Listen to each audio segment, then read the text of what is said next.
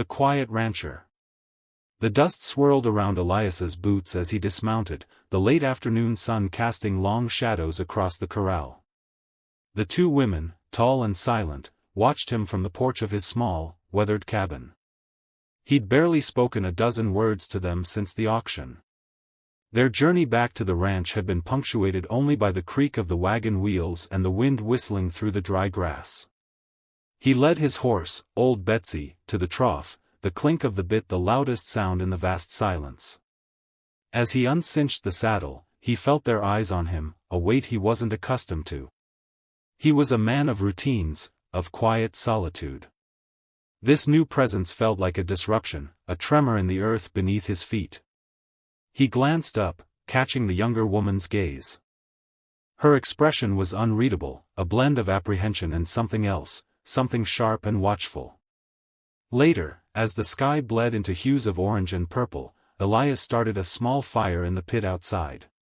He retrieved a slab of cured beef and a cast-iron skillet. The elder woman, the one with the braided hair, approached him slowly. She pointed to the beef, then made a gesture with her hand, indicating slicing. He nodded, handing her his hunting knife. Her movements were fluid, precise, as she cut thin strips of meat. There was an unexpected grace in her hands. He watched her, a flicker of something new in his own quiet nature. He'd expected defiance, maybe fear, but not this calm acceptance, this unspoken cooperation. As the meat sizzled, filling the air with a savory aroma, the younger woman joined them, carrying a handful of dried herbs she'd found by the creek. She crumbled them into the pan, a subtle, earthy scent mingling with the beef. They ate in silence, the fire crackling, the coyotes beginning their nightly chorus in the distance. Elias found himself studying them, not with the detached curiosity of a stranger, but with a nascent sense of responsibility. He'd bought them, yes, but he hadn't bought their spirit. That was clear in the way they moved, the quiet strength in their eyes. This wasn't the life he'd envisioned, but as the night deepened, a different kind of warmth settled over the ranch, one that had nothing to do with the fire. A trip to town. The wagon wheels crunched over the dry earth, a rhythmic counterpoint to the distant caw of a crow. Elias gripped the reins, his eyes scanning the horizon, a familiar habit honed by years of solitary ranching. Beside him, Shizoni sat straight-backed, her gaze equally keen, though her focus seemed to be on the intricate patterns of the passing sagebrush. Nantan, in the back, bounced gently with the wagon's sway, her fingers idly tracing the worn wood of the side panel. Almost there, Elias grunted, pulling his hat lower against the rising sun. The dust from their passage plumed behind them, a golden cloud against the blue. This trip to Widow's Creek wasn't just for supplies, it was a test, a public unveiling of his new, unconventional family. As they neared the dusty main street, the sounds of the town drifted to them, the clang of a blacksmith's hammer, the distant murmur of voices, the sharp bark of a dog. Shizoni's hand subtly tightened on the edge of her simple calico dress. Elias felt a familiar knot of apprehension tighten in his stomach. He glanced at Nantan, who, despite her usual boisterousness, now seemed unusually quiet, her large frame almost shrinking into the corner of the wagon. The general store, a faded green building with a sagging porch, was their first stop. Elias dismounted, offering a hand to Shizoni. Her height made the gesture almost comical, but she accepted it with a quiet grace. Nantan, with a deep breath, swung herself down. A hush fell over the few townsfolk gathered outside the saloon. Their conversation died, replaced by an unnerving silence. Eyes, wide and curious, followed the three of them. Elias felt the prickle of their stares, a silent judgment that hung heavy in the air. He met them head-on, a defiant set to his jaw. Shizoni and Nantan, however, kept their gazes fixed forward, their expressions unreadable, like ancient statues stepping into a modern world. The tension was palpable, a live wire humming between them and the townsfolk, waiting for a spark. The Apache Girls. The wagon rumbled, a dull percussion against the vast silence of the prairie. Elias glanced at the two women seated opposite him. Their stillness was unnerving, a silent testament to the ordeal they'd endured. Moonlight, sharp and white, painted their faces in stark relief, highlighting the high cheekbones and firm set of their jaws. They were indeed tall, their frames filling the space with an unexpected presence. He'd seen plenty of Apache in his life, but never women of such formidable stature. "We'll reach the ranch by dawn," Elias said, his voice a low rumble in the cold air. "There's a warm fire waiting." The taller of the two, whose eyes, even in the dim light, seemed to hold the depth of a desert night, merely nodded. Her companion, a slightly younger woman with a fierce, almost predatory grace, offered no reaction. He wondered what thoughts churned behind those dark, unreadable gazes. Were they angry? Resigned? Or simply wary, like wild things brought into a new, uncertain territory? He offered them water, a tin canteen clanking softly. The taller woman took it, her fingers brushing his. Her skin was surprisingly soft, yet calloused. She drank deeply, then passed it to the other, who likewise emptied a significant portion. Neither spoke. Elias found himself studying their hands, strong, capable hands that had likely tanned hides, ground corn, and perhaps, wielded a knife. A coyote howled in the distance, a lonely, mournful sound that echoed the isolation of the land. The women's heads turned in unison, their attention drawn to the wilderness they'd been torn from. A flicker of something, recognition? Longing? Crossed the taller woman's face before it smoothed back into its impassive mask. Elias knew this was just the beginning. Bringing them home was one thing, making a life, another entirely. The tension in the wagon was palpable, a silent question hanging between them all. An unexpected bid. The auctioneer's rhythmic chant filled the dusty air, a hypnotic drone that usually lulled Jedediah into a state of detached observation. Today, however, his heart hammered a frantic rhythm against his ribs. He'd come for a new plow, perhaps a sturdy mule, not this. Two figures stood on the raised platform, their heads bowed, their long, dark hair a cascade over their shoulders. Two giant Apache women, their faces unreadable, their strength evident even in their stillness. Jedediah swallowed, his gaze fixed on them. Whispers rippled through the gathered townsfolk, pity mixed with thinly veiled fear. He felt a strange pull, a profound disquiet at the thought of their fate. He'd always been a solitary man, content with the quiet expanse of his ranch. But looking at these women, something in him shifted. He saw not just their imposing height, but a quiet dignity, a vulnerability that resonated deeply. "What am I thinking?" he muttered, the words lost in the auctioneer's rising crescendo. The bidding had stalled, the price pitifully low, reflecting the general unease. He saw the glint in some men's eyes, not of respect, but of ownership, of a cruel opportunity. He clenched his fists. He couldn't stand by. $50.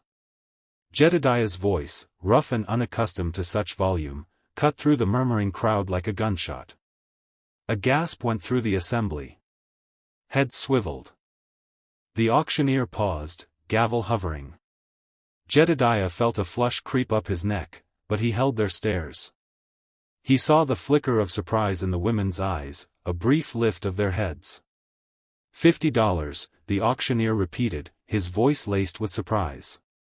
"Do I hear more for these fine specimens?" Silence. The weight of every eye pressed down on Jedediah, but he met it squarely. He'd made his decision. The journey home. The buckboard rattled over the sun-baked ruts, a rhythmic thrum against the vast silence of the prairie.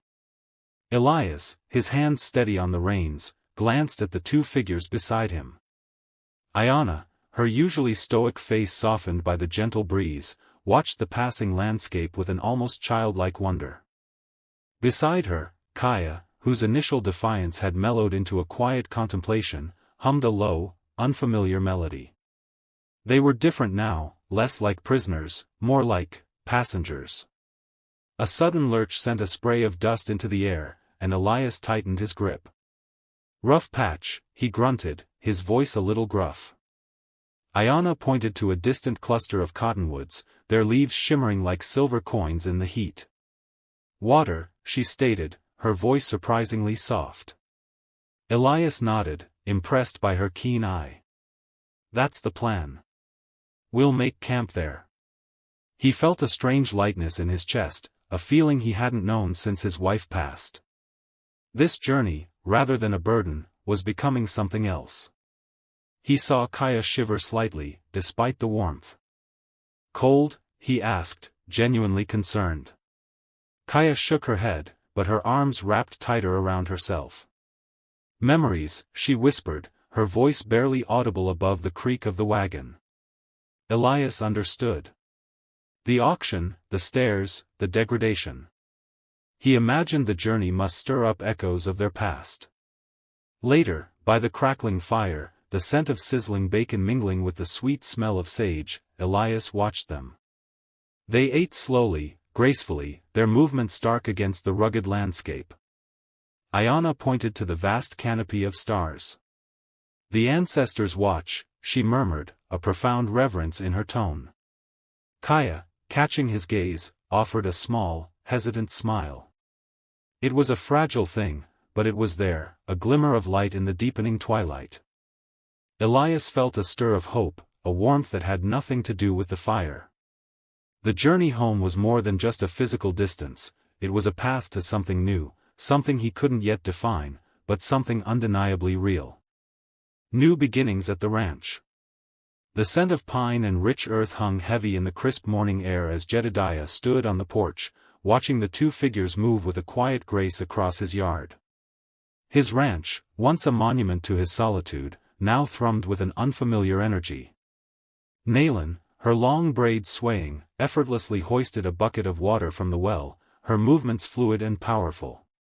Beside her, Kaya, with a focused intensity, untangled a coil of rope, her fingers deft despite their size. He'd expected resistance, perhaps even outright defiance, when he'd first brought them to this isolated outpost. Instead, they'd simply observed, absorbed, and then, without a word, begun to work. It was a silent testament to their resilience, a stark contrast to the whispered rumors of their origins. Jedediah cleared his throat, the sound surprisingly loud in the morning quiet. "Breakfast is ready," he called out, his voice a little rougher than he intended. Naylin turned, her dark eyes meeting his. A flicker of something unreadable passed between them before she offered a small, almost imperceptible nod. Kaya, finished with the rope, moved towards the cabin, her stride purposeful. Inside, the aroma of sizzling bacon mingled with the sweet scent of coffee. The small table, usually set for one, now held 3 mismatched plates. Jedediah watched them eat, their appetites hearty and unhurried. He noticed the way Naylin subtly ensured Kaya had enough, a silent communication passing between them. "There's a section of fence down near the south pasture," Jedediah said, breaking the quiet. "Needs mending before the day's out." He expected a question, perhaps a sigh. Instead, Naylin simply nodded again, her gaze direct. As they rose, Jedediah felt a strange mix of apprehension and grudging respect. These women, these wives, were unlike anything he'd ever known. The ranch was changing, and with it, perhaps, so was he. The new beginning was here, not just in the presence of 2 Apache women, but in the quiet shift within himself. The rising sun cast long shadows, painting the landscape in hues of gold and amber, promising a day of hard work and unspoken understanding. The great flood. The sky, a bruised purple all morning, finally split. Not with a trickle, but a sudden, violent downpour that hammered the corrugated iron roof of Jed's ranch house. Before he could even curse the weather, the trickle became a torrent, a muddy river forming where the dusty path had been. "Jedediah, the creek." Nahimina's voice, usually a calm murmur, was sharp with alarm. He'd sent her to check on the horses, and she stood framed in the doorway, soaked to the bone, her long braids dripping. He saw it then, too. The usually placid Willow Creek, which ambled lazily past his property, was now a roiling brown monster, chewing at its banks. "Get inside. Nita, help me with the sandbags," Jed yelled, already grabbing one of the burlap sacks they'd filled after the last minor flood scare. Nita, surprisingly nimble despite her size, was already at the stack. "Where first?" she boomed, her voice resonating even over the rain. She pointed towards the sagging corner of the barn, where the water was already seeping. Jed nodded, heaving his bag towards the threatened foundation. The ground beneath their boots turned to slick mud, sucking at their feet. Each bag felt heavier than the last as the water rose with terrifying speed, a relentless, hungry entity. Suddenly, a deafening crack echoed over the storm. A massive oak, weakened by years and now by the saturated soil, surrendered to the raging current, tearing a section of the flimsy fence with it. The horses, terrified, whinnied and bucked. "The mares!" Nehemina cried, already scrambling towards the broken fence line. "They'll be swept away. Stay back!" Jed roared, but she was already there, a silhouette against the churning water, her strong arms reaching for a panicked filly. Nita was right behind her, her bulk a formidable barrier against the encroaching deluge, shouting assurances to the terrified animals. Jed watched, heart in his throat, as his wives, with a raw courage that defied the chaos, wrestled the horses to safety, their figures dwarfed by the raging flood but unbroken. Heroes of the storm. The wind, a banshee wailing, tore at Elias's battered hat as he urged the wagon forward. Rain lashed down, each drop a stinging needle, blurring the faint trail. He glanced back, a knot of worry tightening in his gut. The two young women, Kaya and Lena, huddled under a canvas tarp, their faces grimly set against the onslaught. He could see the strain in Kaya's jaw, the fierce determination in Lena's eyes, even in the fading light. Suddenly, a crack like a rifle shot split the air. A massive oak, weakened by years and the current storm, splintered and crashed across their path, narrowly missing the lead horse. The animal shied, whinnying in terror, threatening to bolt. Elias wrestled the reins, his muscles screaming. "Hold them," he bellowed, his voice ragged. "I'll clear it."